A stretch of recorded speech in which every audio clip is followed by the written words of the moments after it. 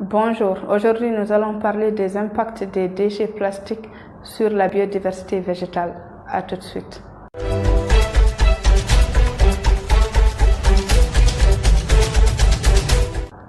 Je m'appelle Moussokoro Sidibé, je suis environnementaliste de formation et passionnée de l'environnement.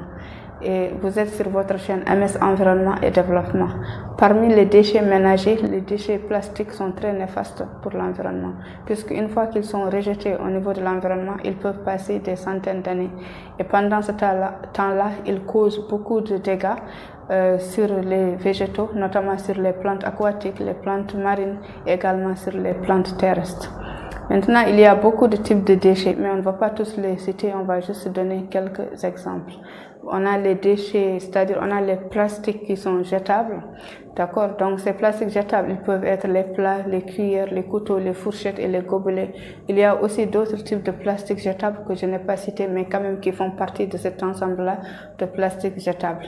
On a également les sacs en plastique qui causent beaucoup de dégâts dans l'environnement. On a également les bouteilles en plastique. Par exemple, les sacs en plastique, ils peuvent passer 400 ans au niveau de l'environnement avant de se dégrader complètement. Et pour les bouteilles en plastique, ils peuvent passer dans l'environnement entre 100 et 1000 ans dans l'environnement avant de se dégrader complètement. Donc vous voyez bien que pendant ces temps, ils vont vraiment causer beaucoup d'impact à ces végétaux dont on parle ici dans cette vidéo. Alors, revenons un peu sur les déchets ménagers. Les déchets ménagers, on a déjà dit que parmi eux, nous avons déjà les déchets plastiques qui font l'objet de cette vidéo aujourd'hui. Donc, ces déchets ménagers, ils vont prendre trois voies une fois qu'ils sont rejetés par les ménages ou bien par les familles. Donc, il y a la voie de l'incinération, ils vont être incinérés ou brûlés. Deuxième voie, ils peuvent être recyclés dans les centres de traitement. D'accord, il y a aussi troisième voie, c'est qu'ils vont être déposés au niveau des décharges publiques. Ça peut être des décharges publiques contrôlées ou non contrôlées. Donc, ça dépend vraiment du pays.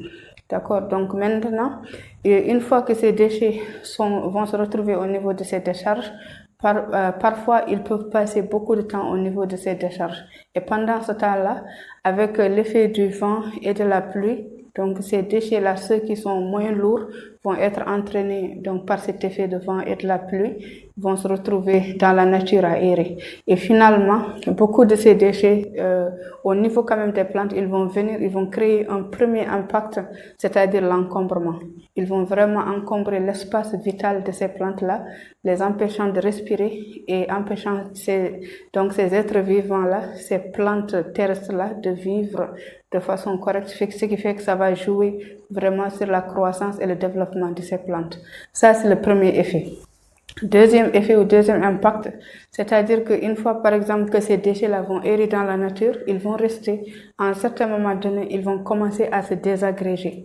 Donc, une fois qu'ils se désagrègent, ils vont devenir des microplastiques ou bien des nanoplastiques. Vous voyez, donc ce sont des petites particules vraiment de plastique qui vont rester sur le sol. Maintenant, avec l'effet de la pluie, ils vont être drainés à l'intérieur du sol. Maintenant, une fois qu'ils sont drainés à l'intérieur du sol, ils vont rejoindre les racines des plantes. Et là-bas aussi, il y a deux cas. Soit ils vont obstruer, c'est-à-dire ils vont fermer les pores de ces racines-là, empêchant finalement la plante d'absorber correctement vraiment tout ce qui est eau ou bien tout ce qui est nourriture ou nutriments dont la plante a besoin. Donc finalement, cela va jouer sur le développement de la plante. Ça, c'est le premier cas. Deuxième cas, ces microplastiques ou bien ces nanoplastiques peuvent être absorbés par la plante. Donc finalement, ce qui fait qu'ils vont se retrouver au niveau des tissus de la plante, depuis la racine jusqu'au tronc, jusqu'aux branches, jusqu'aux feuilles. Donc ces microplastiques vont se retrouver vraiment dans tous les tissus de la plante. Ce qui fait que cela va jouer également sur le développement de ces plantes et également sur leur croissance. Vous voyez un peu. Donc tout ça pour vous dire que vraiment les déchets plastiques sont vraiment néfastes pour les plantes terrestres. Maintenant, continuons le chemin de ces plastiques-là, de ces déchets plastiques. Maintenant, toujours on disait que donc il y a déjà le vent et la pluie qui vont continuer à entraîner ces déchets plastiques-là. En tout cas, ceux qui sont, c'est-à-dire plus ou moins lourds, ils vont se mettre à partir, ainsi de suite, le chemin jusqu'au fleuve ou bien au niveau des mers ou bien au niveau des océans. Maintenant, maintenant au niveau des océans, même à l'intérieur des océans déjà, ou bien à l'intérieur des fleuves, ou bien à l'intérieur des mers, il y a aussi des plantes. Il y a des plantes aquatiques, il y a des plantes marines. Donc ces plantes-là aussi, ils sont là, mais ces déchets-là, une fois qu'ils viennent, ils vont donc encombrer. Et vraiment, c'est l'espace vital de ces plantes, ce qui fait qu'ils vont les empêcher de respirer correctement, de vivre correctement. Et finalement, cela va jouer sur leur développement et leur croissance. Vous voyez, donc tout ceci pour vous dire que les déchets plastiques ont un impact négatif sur les plantes, qu'elles soient aquatiques, terrestres, marines. Vous voyez, donc il y a quand même un certain impact qui est négatif.